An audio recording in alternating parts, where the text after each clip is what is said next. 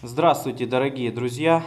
В зимнее время очень актуальна тема отапливания помещения, в котором мы все работаем. Я отапливаюсь такой вот инфракрасной печуркой, работающей на газу. Хочу поделиться с вами мнением о достоинствах и недостатках этой вещи.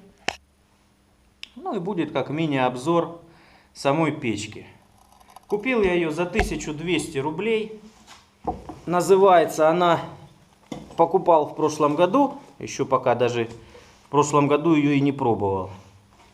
Тестю в этом. Называется она Prorab Home. Или может как-то по-другому. Ну, в общем, выглядит она следующим образом. Таких печек много разновидностей. Вот какие же есть нюансы в использовании данного агрегата.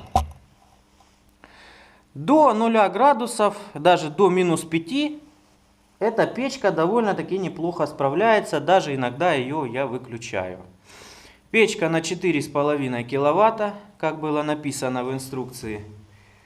Здесь есть две форсуночки, использую пока что даже самую маленькую, то есть это 3,5 примерно киловатт. Можно поставить побольше, будет 4,5. Ну, я больше не ставлю, потому что как стояло, так и работаю, пока хватает. То есть до минус 5 градусов печка вполне справляется. Площадь гаража 6 на 4, это 24 квадратных метра. Плюс еще есть подвал такой же площади. Раньше я спускал в подвал, отапливал только там, так как тепло поднимается вверх, нагревалась и верхняя часть. Какие же есть нюансы эксплуатации? Печка работает на газу. Газ я покупаю. Вот стоит баллон. С начала похолодания я уже потратил 2 баллона. Это 3-й баллон. Ну, я работаю практически каждый день. Не вылазю, так сказать, из гаража. Отапливаюсь. Печка инфракрасная. Практически нет огня. То есть она просто разогревается и горит красным пламенем. Сейчас мы ее запустим и посмотрим, как она запускается. Открываю газ. В комплекте шел небольшой редуктор.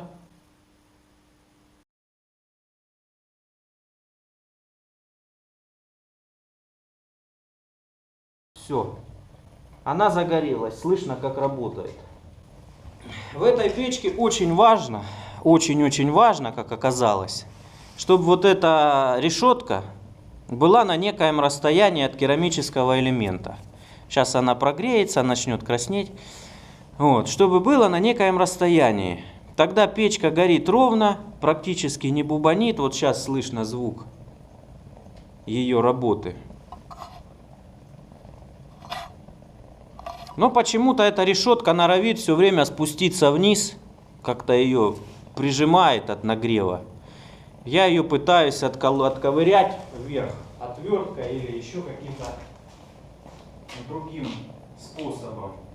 Примерно таким вот образом видно, что здесь она опять подпросела. Вот, я ее только поднял, тишина, никакого звука нет.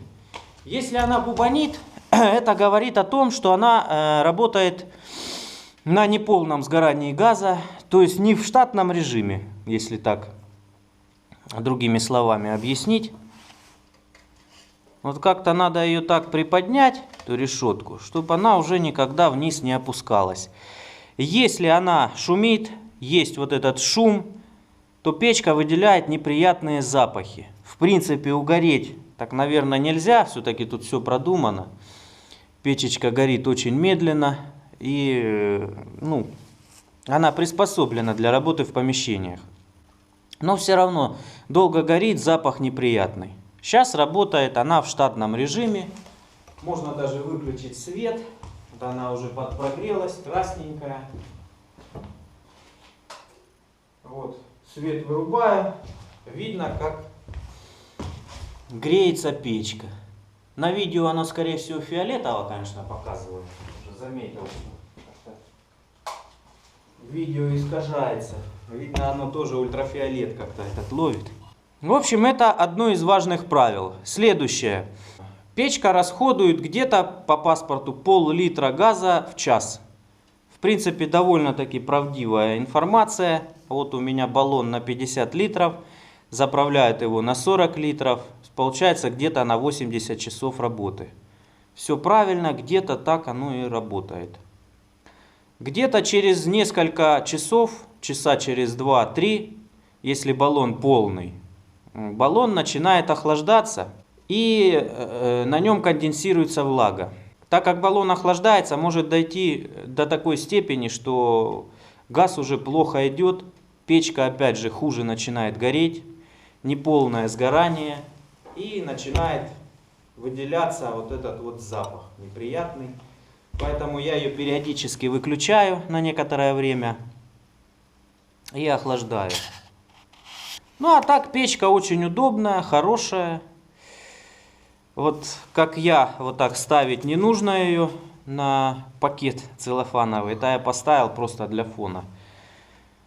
Так она стоит на бетонном полу, подальше от всего, что может загореться.